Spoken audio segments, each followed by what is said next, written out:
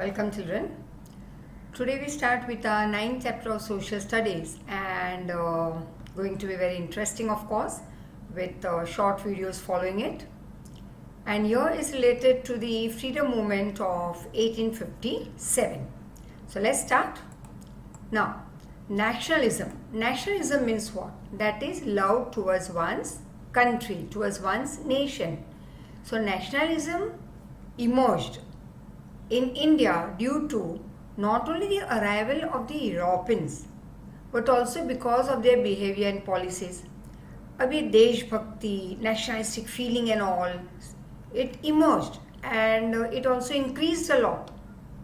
Not only कि Europeans हमारी country में आए, लेकिन और भी एक रीज़न था कि वो आए, लेकिन उनका जो बिहेवियर था, उनके जो पॉलिसीज़ थी, उनके जो टर्म्स एंड कंडीशंस, उनके जो रूल्स, इन सब की वजह से this nationalism emerged a lot. An important event happened in India in 1857, which became the first in the factors responsible for consolidating the sentiment of nationalism in our country. सबसे पहला reason क्या बना हमारी country में, ये nationalistic feeling को जगाने के लिए कोई रीज़न तो चाहिए. तो सबसे पहला फैक्टर, सबसे पहला रीज़न क्या था? This important event that happened in the year 1857 in our country. Now reasons for the outbreak of this revolt. अब देखते हैं कि भाई रिवोल्ट क्यों हुआ. The main reason for the revolt of 1857 was the widespread dissatisfaction. अब बहुत लोग नाखुश थे all over the country among the people in India due to very suppressive policies. बहुत ही torture, cruelty we could see in the policies of the Britishers that they adopted in order to spread their rule in our country. खुद का empire बढ़ाने के लिए हमारी country में उन्होंने कैसी पॉलिसीज फॉलो की, कैसी रीत अपनाई? Suppressive, torturesome, right. तो इसकी वजह से पूरे इंडिया में लोग नाखुश थे. So let's see in detail about it. First था social and religious reason. The policy of social reform by the company made people feel insecure. तो सबसे पहले हम देखते हैं सोसाइटी में क्या हुआ. फिर धर्म के रिलेटेड ऐसा क्या हुआ कि लोग नाखुश थे और हमने रिवोल्ट किया. तो सबसे पहले ये ब्रिटिश कंपनी ने उनकी जो पॉलिसी थी हमारी सोसाइटी रिलेटेड, उसकी वजह से हमारे लोगों को इनसिक्योरिटी फील आ गई. हम सस्पेक्ट करने लगे, हम उनको डाउट करने लगे. They felt that the government was trying to convert them to Christianity. और उनकी पॉलिसीज़ ही कुछ ऐसी थी कि हमें डाउट हुआ कि ये ब्रिटिशर्स हमें क्रिश्चियन में कन्वर्ट करना चाहते हैं और हमारा कल्चर और धर्म वो डिस्ट्रॉय कर रहे हैं. That is what we felt. It is we felt, we doubted that. People believe that Indian social system was deliberately undermined in railways, jails, military. और फिर लोगों को ये भी फीलिंग आ गई कि हमारी जो एक सोशल पैटर्न है, हमारा जो धर्म है, हमारा कल्चर है, दैट इज़ रीति रिवाज, वो कहीं ना कहीं रेलवेज में, जेल्स में, मिलिट्री में डिस्ट्रॉय हो रहा है. जानबूझ के वो हमारे धर्म को भ्रष्ट कर रहे हैं. A larger part of a society was Orthodox eight that time. और उस ज़माने में तो हमारे यहाँ मेजॉरिटी पीपल ऑर्थोडॉक्स थे. पुरानी सोच, राइट, द न्यू चेंजेस और डिससेटिस्फैक्शन इन देम. आज भी अगर हम कुछ बदलाव लेके आते हैं हमारी लाइफ में, हमारी सोसाइटी में, तो लोग एक बार तो क्या 10 बार सोचेंगे. देखो, कुछ टेक्नोलॉजी नहीं आई तो फटाक से पिकअप कर लिया. नए जूते मार्केट में आए, पिकअप कर लिया. नई ड्रेस पैटर्न आई, पिकअप कर लिया. लेकिन सोच नहीं आई, पिकअप नहीं होगा जल्दी, राइट. यही तब भी था. लोग तब भी ऑर्थोडॉक्स थे, लोग आज भी ऑर्थोडॉक्स हैं. फ़र्क इतना है कि पहले 100 में से 80 ऑर्थोडॉक्स थे, आज 100 में से 70 ऑर्थोडॉक्स हैं. थोड़े बहुत कम हुए हैं, लेकिन चेंजेस अगर सोसाइटी में आते हैं, हमारी सोच में अगर चेंज लाना है तो पीपल आर नॉट रेडी. तो तब भी कुछ ऐसे ही हुआ. उनको लगा कि हमारी सोसाइटी ये लोग भ्रष्ट कर रहे हैं, तो दे वर नॉट हैप्पी. नए चेंजेस आ रहे थे लाइफ में by the Britishers, that we didn't accept. As a result many people join sorry as a result many people join this freedom movement to sustain their social religious structure. अब ये बहुत सारे लोगों ने खुद का धर्म भ्रष्ट ना हो, हमारे रीति रिवाज जो थे वैसे ही चलते रहे, हमारी सोसाइटी और धर्म का स्ट्रक्चर बना रहे, टूटे नहीं, जैसे सालों से चलता आ रहा है वैसे ही आगे चले. इसलिए भी कई लोगों ने इस फ्रीडम मूवमेंट को ज्वाइन किया. So there are different reason for different people to join the movement. किसी ने अपने एरिया को बचाने के लिए ज्वाइन किया, किसी ने अपने धर्म को बचाने, किसी ने अपने रीति रिवाज को बचाने के लिए, राजाओं ने अपने राज्य को बचाने के लिए, लेकिन कोई भी इंडिया को बचाने के लिए नहीं लड़ रहा था. So the revolt was not a success, it failed. क्योंकि लोग लड़ रहे थे खुद के स्वार्थ के लिए, कोई as an India as a whole के लिए, इंडिया अपनी कंट्री है उसे बचाना है फॉरेनर्स के हाथ से, उसके लिए कोई नहीं लड़ रहा था. राइट. नेक्स्ट, फिर कई इकोनॉमिक रीजन थे कि लोग क्यों लड़े. The aim of British was to bring richness to England. अब ब्रिटिशर आए थे तो मोटो क्या था, इंडिया को डिस्ट्रॉय करो और इंडिया की रिचनेस ले जाओ ब्रिटेन. तो इंग्लैंड को प्रोस्पेरिटी लाना at the cost of India. At the cost of India मतलब इंडिया को डिस्ट्रॉय करके. As a result most of the part of the Indian society became impoverished. अब हुआ ये कि ब्रिटिशर हमें डिस्ट्रॉय करने लगे, इंडियन सोसाइटी में पॉवर्टी आ गई, इम्पॉवरिश्ड इट बिकेम मतलब बहुत सारे लोग गरीब होने लगे. Landlords and farmers lost their land, they participated in this revolt. अब जो पैसे वाले थे उनकी ज़मीनें चली गई, ज़मींदार की ज़मीन, फार्मर की ज़मीन जब ये चली गई तो उन लोगों ने क्यों ज्वाइन किया, अपनी ज़मीन बचाने के लिए. तो सबके पास खुद को बचाने के रीज़न के लिए वो रिवोल्ट ज्वाइन किया उन्होंने. फिर पॉलिटिकल रीज़न थे. East India Company acquired Diwani right, मतलब ब्रिटिशर्स को उनकी कंपनी को मिल गई right to collect tax as the result of the victory in battle of Buxar in 1764. अब 1764 में जो बैटल ऑफ बक्सर हुई तो ब्रिटिश ईस्ट इंडिया कंपनी को राइट मिल गया कि वो टैक्स कलेक्ट करे. This was followed by aggressive policy of expansion with help of subsidiary alliance. फिर तो नए नए रूल्स आते गए, नई policies I, like subsidiary alliance system, doctrine of lapse, policy of annexation and मियर diplomacy. मतलब इतनी चालाकी, प्योरली डिप्लोमेटिक पॉलिसी, मतलब प्योरली चालाकी अपनाई ब्रिटिशर ने, अलग अलग पॉलिसीज लेके आए. बैटल ऑफ बक्सर के बाद रेवेन्यू टैक्स मतलब टैक्स कलेक्ट करना शुरू किया, लोगों को गरीब बनाया. कहीं ना कहीं सब्सिडरी अलायंस, ये पॉलिसी वो पॉलिसी के अंदर सबकी ज़मीनें हड़प कर ली. Jhansi Rani and Raja Kunwar Singh of Bihar, who were also some of the few victims, among the few of the victims of these policies, they joined the revolt to get back their territory. Regain मतलब get back. अब ये सारे भी इस policy के शिकार हुए थे, उनकी भी ज़मीनें चली गई थी, उनका राज्य चला गया था, तो उन्होंने रिवोल्ट ज्वाइन किया खुद के राज्य को बचाने. Landlord and peasants who had lost their land to join the revolt. तो एक के बाद एक जिन्होंने अपनी ज़मीनें खो दी, उन्होंने अपनी ज़मीन को बचाने के लिए, वापस लाने के लिए रिवोल्ट ज्वाइन किया. लोग जो गरीब हो रहे थे उन्होंने गरीबी से लड़ने के लिए रिवोल्ट ज्वाइन किया. झांसी रानी एंड राजा कुंवर सिंह की अपनी ज़मीनें चली गई, अपना राज्य हड़प कर लिया ब्रिटिशर ने, इसलिए उन्होंने उसे ज्वाइन किया. So there were different reason to join the revolt. So let's see ahead what happens. So as I told you, the next was the military reason. So now see, initially what we saw over here was reasons for the outbreak of revolt of 1857. One reason was social reason, then there was religious reason, then there was economic reasons, political reasons, right? And apart from that, now we move ahead with the military reason. अब ऐसा क्या military में कुछ system start की थी britisher ने जिसकी वजह से हमने रिवोल्ट किया? तो let's see. The number of British officers and soldiers was less in a vast country like India.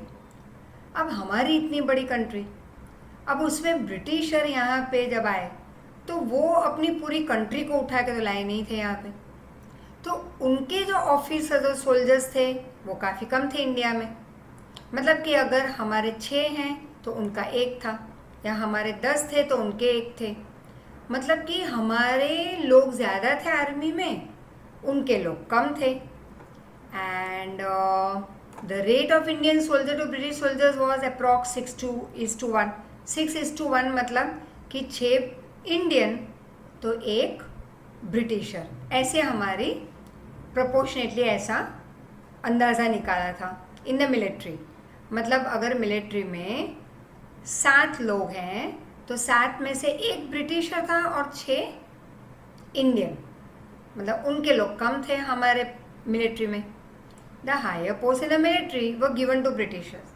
अब जितनी भी हाई पोस्ट थी मिलिट्री में वो दे दी गई ब्रिटिशर को। Opportunity of promotion was limited for the Indian soldiers. अब हमारे सोल्जर्स के लिए प्रमोशन के लिए अपॉर्चुनिटी बहुत कम थी। सारी अपॉर्चुनिटी हाई पोस्ट वाली चली जाती थी ब्रिटिशर को, हमारे सोल्जर्स के लिए कोई ऐसे प्रमोशन नहीं। There was a big difference in salary also. अब सैलरी में भी ब्रिटिश और इंडियन सोल्जर के बीच में काफ़ी बड़ा डिफरेंस।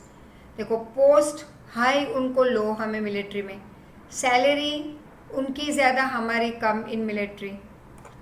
इंडियन फुट सोल्जर्स मतलब हॉर्स पे बैठने वाले अलग, फुट पे मतलब चल के आगे जाने वाले फाइट करने वाले सोल्जर्स अलग। तो जो हमारे इंडियन फुट सोल्जर्स थे उनको 7 रुपये मिलते थे। उसी समय ब्रिटिश के सोल्जर को 150। Just imagine what a difference per month, इतना डिफरेंस इंडियन और British soldier. British soldiers considered Indian soldiers to be very low. अब ब्रिटिश सोल्जर ने तो इंडियन सोल्जर को वैसे भी लो कैटेगरी का माना था एंड इनसिग्निफिकेंट, कि ये तो एकदम कुछ काम के है ही नहीं Indian soldiers. As per religious restriction Indian soldiers are not allowed to cross the sea. और हमारे धर्म के हिसाब से, हिंदू धर्म के हिसाब से, इंडियन सोल्जर्स को दरिया पार करके नहीं जाना था, और else he would be treated as an outcast. और अगर वो दरिया क्रॉस करके गया भी, मतलब कि कोई और कंट्री में इंडिया छोड़ के, तो उसको माना जाएगा आउटकास्ट, मतलब कि जात पात के बाहर कर देते। डेस्पाइट मतलब इसके बावजूद, in spite of this custom, ये हमारी रीति रिवाज था, हमारा कस्टम था, फिर भी Indian soldiers were forced, that is compelled to cross the sea in order to fight battles for the British. तो फिर हम लोग को तो फोर्स किया गया कि भाई आपको तो दूसरी कंट्री में जाना ही होगा। ब्रिटिशर के लिए लड़ाई हमें करनी थी, मतलब लड़ाई चल रही थी ब्रिटिशर की किसी और के साथ, लेकिन उसमें सोल्जर हमारे लेके जाते थे वो। So we were forced to cross the sea in order to fight battles for the British. Thus, like other Indians, soldiers too felt that their religion was in danger, that is was at stake. तो Indian soldiers को, और सारे Indian soldiers के अलावा सारे Indians को यही लग रहा था कि हमारा हिंदुओं का, हमारा इंडियंस का धर्म प्रॉब्लम में है, it is at risk, at stake. The soldiers being a part of Indian society also shared the same emotions of sorrow, doubt and anger as others did. अब सोल्जर्स भी तो हमारे इंडियन ही थे, Indian society का हिस्सा था, उनको भी यही सोच आ रही थी कि भाई ये तो हमारे साथ नाइंसाफ़ी हो रही है। उनके भी वही सेम सेंटिमेंट्स वो शेयर कर रहे थे। सेंटिमेंट मतलब वही इमोशन कि वो of grief, that is sorrowful condition में हमारे सोल्जर्स थे। बाकी इंडियन की तरह गुस्सा भी आ रहा था, डाउट भी कर रहे थे उन पे। इमीडिएट रीजन, अब एकदम ऐसा क्या हुआ कि ब्रिटिशर के अगेंस्ट हम हो लिए। इतने सारे रीज़न तो देखे, economic reason, social reason, military reason, political reason. अब इमीडिएट रीज़न क्या था? Let's see. There were various reason for rising anger and dissatisfaction, मतलब discontentment among the people towards the British rule. अब बहुत सारे रीजंस थे लोगों का गुस्सा आना, dissatisfaction among the Indian people towards the Britishers and towards the British rule. In January 1857, a new rifle, Enfield rifle, was introduced in Indian Army. अब 1857 जनवरी में ये हुआ कि एक नई rifle that is named as Enfield rifle Indian army में introduce हुआ. Britisher ने इंट्रोड्यूस कर लिया इंडियन आर्मी में इसे. Cartridge of this rifle had to be bitten off before being use. अब उस कार्ट्रिज को यूज करने के पहले ऐसे बाइट करना था. This cartridge was greased, covered with fat of cow and pig. अब ये cartridge जो दांत से ऐसे काटना था फिर यूज़ करते थे राइफल में, उस cartridge को ग्रीस करते थे, मतलब कवर करते थे with fat of cow and pig. For Hindus, beef that is of cow and for Muslim, pork that is of pig was against their dharma, was prohibited by their religion. मतलब उनके धर्म में allowed नहीं था.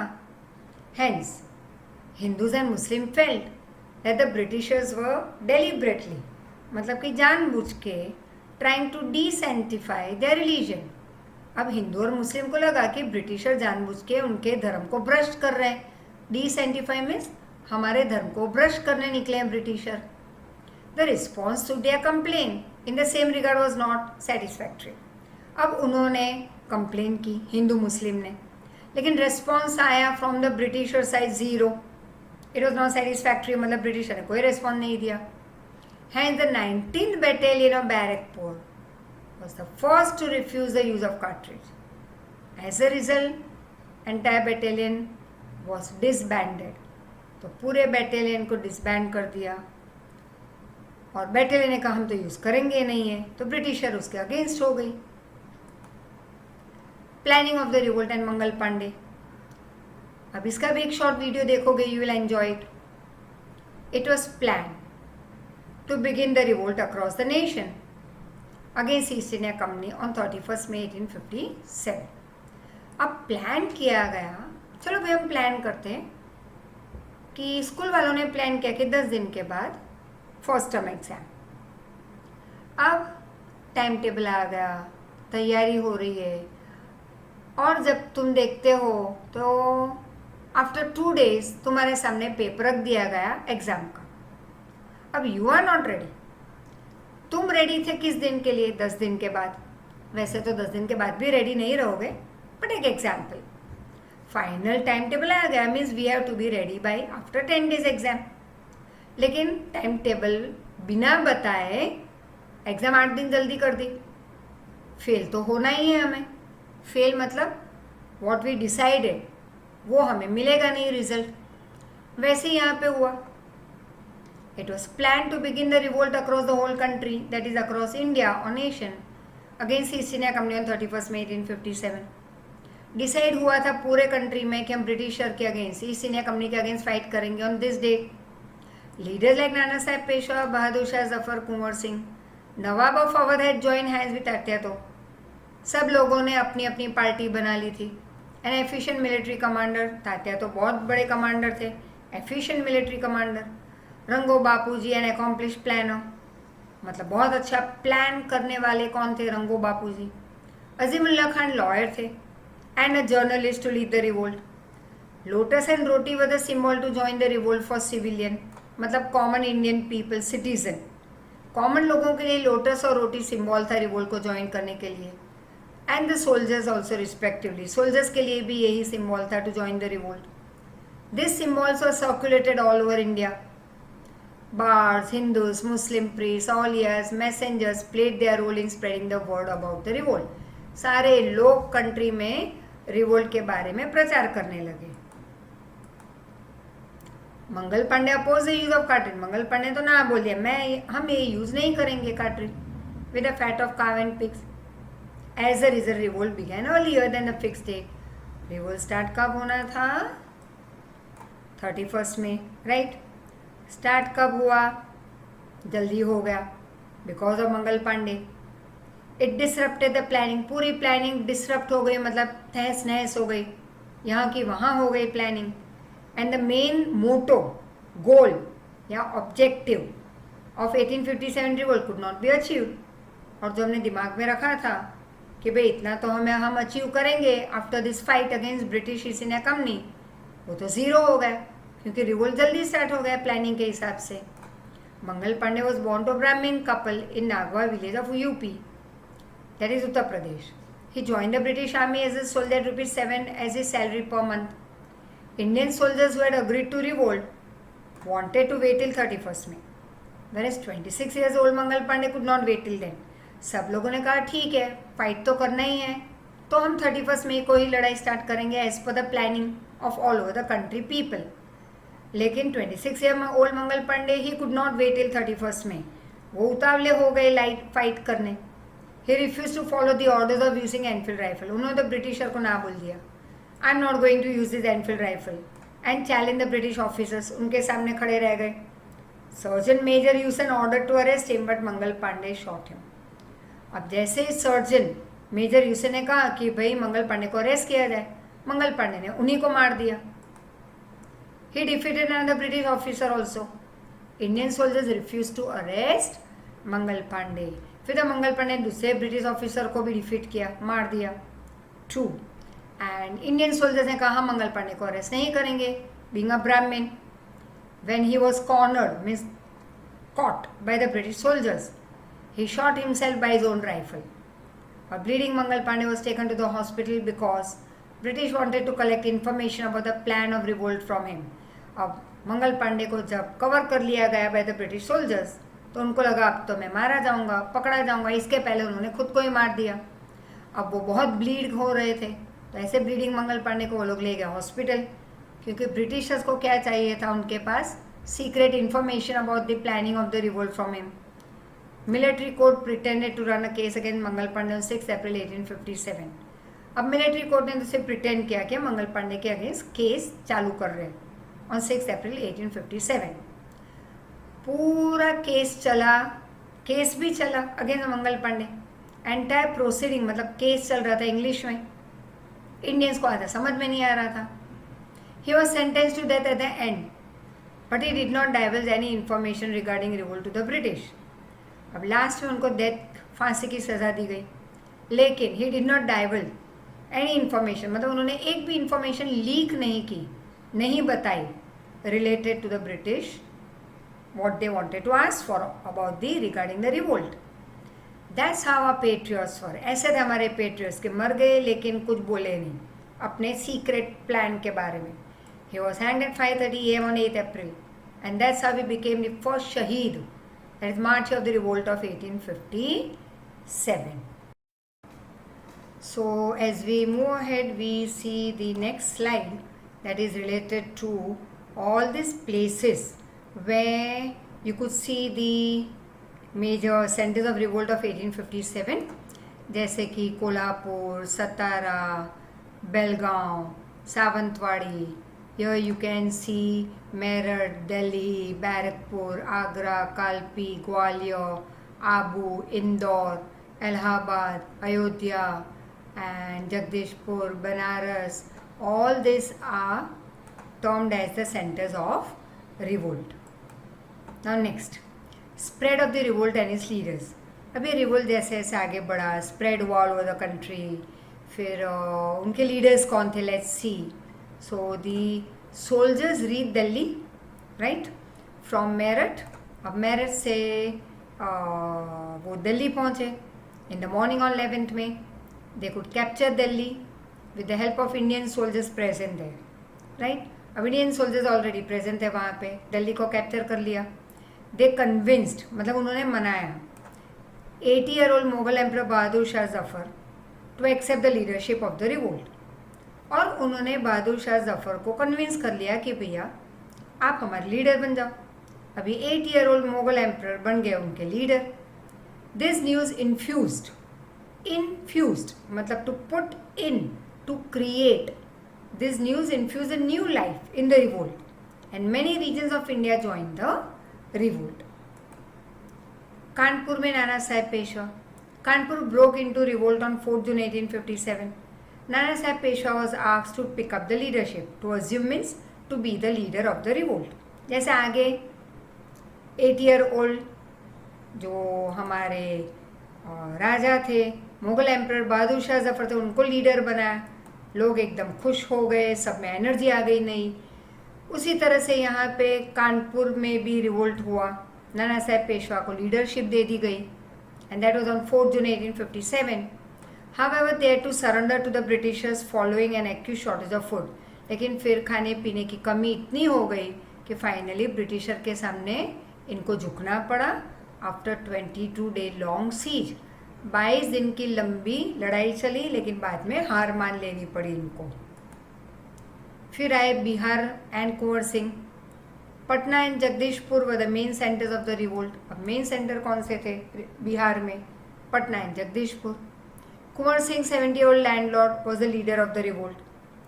ही fought bravely against the britishers. अब ये Kunwar Singh 70 years, I would say 70 years young, right. He was the landlord, leader of revolt, और बहुत ब्रेवली उन्होंने फाइट किया अगेंस्ट द ब्रिटिशर्स.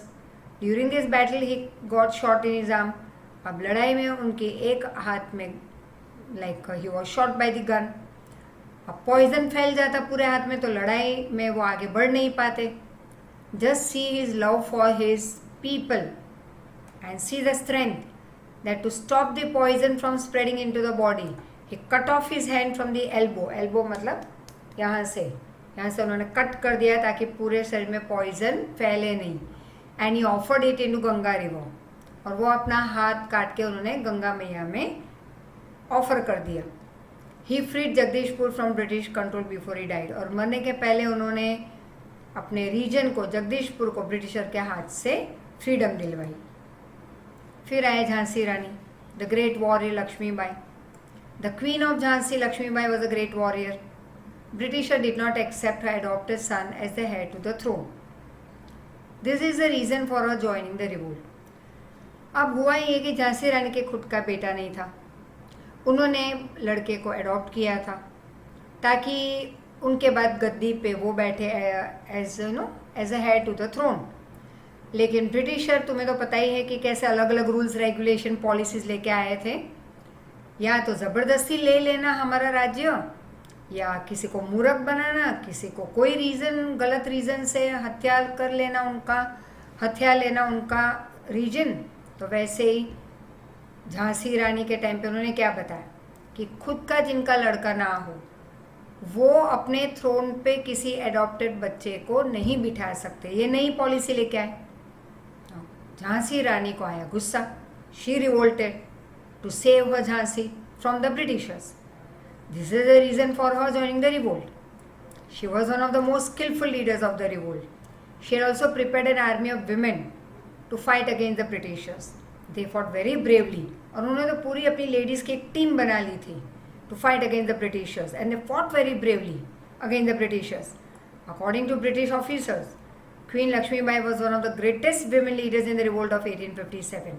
और ब्रिटिश ऑफिसर्स के हिसाब से, उनके कहने के हिसाब से, क्वीन लक्ष्मीबाई विमेन लीडर्स में सबसे ग्रेटेस्ट थी eight the time of revolt of 1857.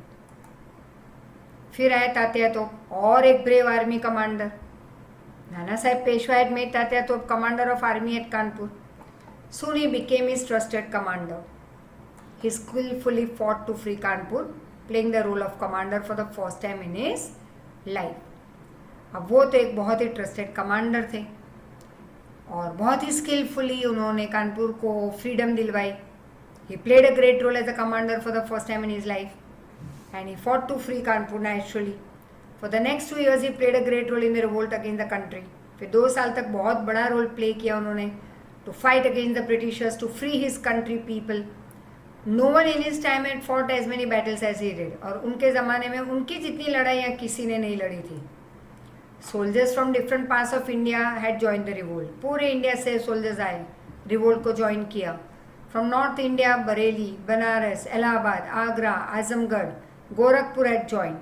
Ajmer, Nasirabad and Abu from the Rajputan and Gwalior, Mandsaur, Indore, Dhar from central India also took part in the revolt, that is participated in the revolt. Satara, Kolhapur, Savantwadi, Nargad, Dharwad, etc. became active in south. However, these centers were scattered. लेकिन सब ने एक होके लड़ाई नहीं की, सब scattered थे, अलग अलग जगह से लड़ रहे थे. अगर एक होके लड़ते तो जीत होती. 1857 में ब्रिटिशर इंडिया को छोड़ के भाग जाते. But everyone fought for their own goal, for their own people, for their own reason. somebody fought for their own धर्म, कोई अपने एरिया को बचाने, कोई अपने राज्य को बचाने, कोई अपने थ्रोन को बचाने. nobody fought for India as a whole freedom. तो however these centers were scattered. अब ऐसे गुजरात में रिवोल्ट हुआ इन 1857. The 7th battalion of British Army broke into revolt in Ahmedabad. अब ये 7th battalion जो ब्रिटिश आर्मी की थी वो रिवोल्ट किया उन्होंने अहमदाबाद में, गुजरात में इन जून 1857. But it was soon halted however. Dahod, Jalore, Godhra, Panchmahal also saw the skirmishes with British Army. Saw the skirmishes मतलब विटनेस मतलब saw, experienced. skirmishes मतलब छोटी मोटी लड़ाइयाँ. तो दाहोद, झालोर, गोधरा और पंचमहल ने भी ब्रिटिश आर्मी के साथ लड़ाइयाँ देख ली छोटी मोटी. Soldiers could capture government offices with the help of the native but was soon defeated. अब इंडियंस ने गवर्नमेंट ऑफिस को कैप्चर तो कर लिया वहाँ के लोकल लोगों की मदद से, नेटिव की मदद से, लेकिन वो भी डिफीट हो गए ब्रिटिशर के सामने. Naikda of Panchmahal continued the fight almost for a year. Naikda ने तो पंचमहल डिस्ट्रिक्ट में 1 साल तक ब्रिटिशर के अगेंस्ट रिबेल किया, मतलब रिवोल्ट किया, लड़ाई चालू रखी. Garbardas Patel, headman of Anand in Kheda district, collected almost 2000 volunteers of Koli and Naikda communities to join the revolt. और गरबरदास पटेल जो आनंद खेड़ा डिस्ट्रिक्ट के जो हेड थे, उन्होंने तो 2000 वॉलंटियर को इकट्ठा किया जो कोली थे, नायकड़ा कम्युनिटी के थे, और रिवोल्ट ज्वाइन करवाया उनसे. लोगों ने सपोर्ट भी किया गरबरदास पटेल को. He was supported by Jiva Bhai Thakur of Khanpur, Malaji Joshi of and Krishnadas Dave.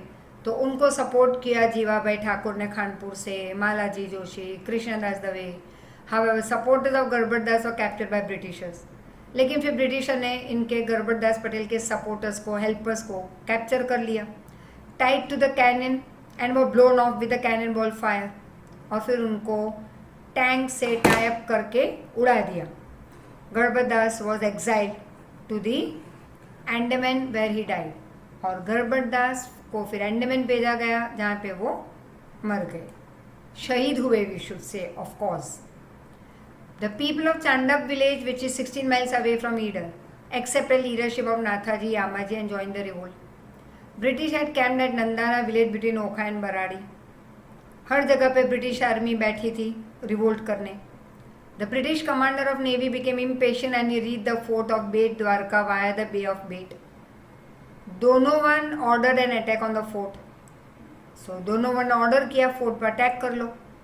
The Wagers inside the fort had no such artillery to counter attack. अब ब्रिटिशर के पास लेटेस्ट वेपन जो वागेरास थे फोर्ट के अंदर, उनके पास कुछ था नहीं लड़ाई के लिए. तब जाके वागेरा विमेन जो फोर्ट के अंदर थी वो एक नई आइडिया के लेके आ गई. They came with a very brave and innovative idea. उन्होंने अपनी बड़ी बड़ी चद्दरों को, मैट्रेस को पानी में भिगो दिया, और जो भी ब्रिटिशर फोर्ट के बाहर से तोप में से गोला छोड़ते, मतलब तोप गोला मतलब कैनन बॉल छोड़ते, उसको वो गरम जो रहता था उसे वो अपने भिगोए हुए पानी में वेट किए हुए मैट्रेस में वो बॉल को पकड़ लेते, तो बॉल ठंडा हो जाता, तो फटता ही नहीं. This is how the women fought bravely. So this women at this time the वागर women came up with a very brave and innovative idea. They soaked the mattress with water in which they could catch the cannonball and cool them immediately. They would enable the Wager men to fight the battle without being hit by cannonball. और वागर man को कहा उन्होंने कि हम cannon ball उठाते जाएंगे गीले कपड़ों में, आप अपनी लड़ाई लड़ते रहो, don't worry, we are there to save you, we are there to support you. Nowhere in the history of the world such act of bravery, that is valor, has been exhibited. कहीं history में इससे ज़्यादा brave कोई act नहीं बताया गया bravery का. Such act of valour is not seen like Vagher women showed.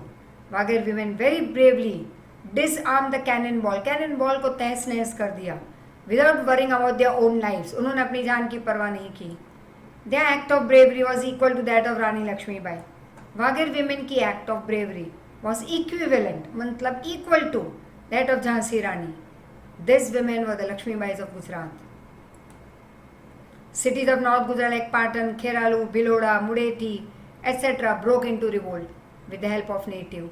Apart from this, in December 58, Tatya Top stayed with his army in Panchmal district of Gujarat. He had to escape to the forests of Banswara when being chased by British army. If you were a soldier in 1857, think what would have been your strategy. तुम कौन सी system या method अपनाते fight करने की if you were the soldier at that time. Why did the revolutionist find it difficult to fight against the British army? I would say they had the latest weapons, they had more ideas, new policies, they had great army strength, they had money, they had food, water, everything to fight for. We didn't have all those things, right? End of revolt. So as we move ahead, we see towards here the end of the revolt. That is, during the revolt, weapons and soldiers were supplied to the Britishers from England, right? तो England से britisher के लिए तो सब कुछ आ रहा था. Revolt के लिए वेपन्स आ रहे थे, soldiers, everything was provided from England, Iran etcetera. Revolt has started on 10th May 1857, but by the end of June 1857, Britishers were able to get back the control on Banaras and Allahabad. अब revolt तो start हुआ था 10th May 1857 और एक महीने के अंदर that is by end of June 1857 britisher ने ऑलरेडी कंट्रोल में ले लिया था वापस बनारस और इलाहाबाद को. रिगेन कंट्रोल मतलब जो कंट्रोल चला गया था वो फिर से अपने हाथ में ले लिया. Kanpur was recaptured by the end of July and Delhi in September 1857. Kanpur britisher ने हाथ में वापस ले लिया जुलाई तक और दिल्ली को ले लिया सितंबर एंड तक. तो मतलब कि मई, जून, जुलाई, अगस्त, सितंबर 4-5 महीने में तो बनारस, इलाहाबाद, दिल्ली, कानपुर ये सब ब्रिटिशर ने वापस कैप्चर कर लिया. Bahadur Shah Zafar and his queen Begum Zeenat Mahal were in prison. अभी हस्बैंड वाइफ को, किंग और क्वीन को डाल दिया जेल में एंड एग्जाइलेड रंगून भेज दिया, capital of Burma where they died after few years. फिर उसके बाद उनके 3 लड़कों को भी मर्डर कर दिया गया. या 3 sons were murder. Lucknow also was taken back by the britisher. So Lucknow was recaptured in March 1858. Jhansi fell because of the treachery. अब झांसी कैसे ब्रिटिशर के हाथ में आ गया? Because of the treachery. एक बहुत ही चाल चली गई थी by one of the men within the court of Jhansi. रानी झांसी के दरबार के अंदर के एक आदमी ने ब्रिटिशर के साथ मिलके दगा दे दिया झांसी रानी को. तो झांसी आ गई हाथ में ब्रिटिशर के. As the result Lakshmibai escape to Kalpi. तो लक्ष्मीबाई भाग गए. She tried to escape to Kalpi where she died while fighting a battle with British troops. Nana Saheb Peshwa escape to Nepal after the final defeat. It is believed that he lived in Sihor village of Bhavnagar district of Gujarat where is believed to have died in 1902. It is said that Tatya Tope was captured due to the betrayal of one of his allies. अपने ही एक एलिड मतलब friendly group में से किसी एक ने cheating की उनके साथ, betrayal, that is with Tatya तो. दगा दिया किसी ने, उन्हीं के ग्रुप के एक आदमी ने. According to the official document Tatya Tope was hanged on 18 April 1859. However as per the other sources, तो ऑफिशियल डॉक्यूमेंट ये बताते हैं कि तात्या तो को हैंग किया गया 18 अप्रैल 1859. लेकिन बाहर के दूसरे सोर्सेज ये बता रहे थे कि we come to know that Tatya Tope had managed to run away, escape and someone else was hanged in his place. कि उनकी जगह पे किसी और को हैंग किया गया था, वो तो एस्केप कर गए थे. It is believed that Tatya Tope has spend last years of his life in Navsari. Samau is a village in Mansa taluka in Gandhinagar district. और टूम स्टोन मतलब कबर that stands in a primary school has an epithet, मतलब वहाँ पे लिखा गया है उस कबर पे that reads 29 November 1857. Now why the revolt failed? तो हमने स्टार्टिंग में देख लिया कि स्टार्ट करना था सपोज एग्ज़ाम तुम्हारी 10 दिन के बाद as per the time table, लेकिन बिना कोई इन्फॉर्मेशन के 2 दिन में ही एग्ज़ाम तुम्हारी डाल दी, तो नेचुरली जो रिज़ल्ट तुमने सोचा था वो तो नहीं आएगा। तो देयर वर मैनी रीजंस। फिर लोग अपने लिए खुद के लिए लड़ रहे थे, कंट्री के लिए नहीं लड़ रहे थे। So no unity, no central leadership, खाना पीना कम होने लगा था, पैसे कम पड़ रहे थे, वेपन्स कम पड़ रहे थे, ब्रिटिशर के सामने स्ट्रॉन्ग वेपन्स नहीं थे हमारे पास जो उनके पास थे। So many reasons. So let's C why was the revolt a failure. The revolutionaries failed to retrieve the power from the Britishers due to their limitations, some of which were the rebels lacked coordination. अब जो हमारे लोग जो rebel कर रहे थे उनमें coordination नहीं था। Just now I told you, no unity.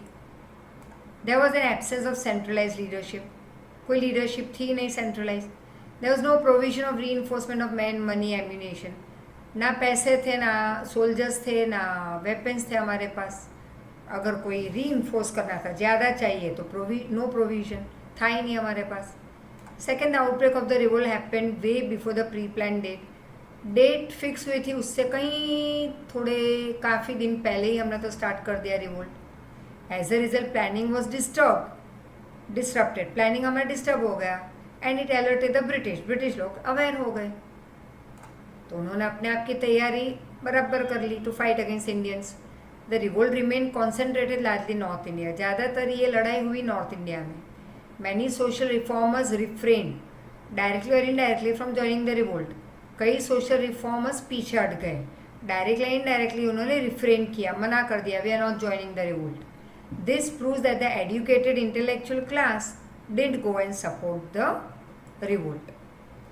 Fourth, India is a country known for is regional diversity in language, food habit, dressing etcetera.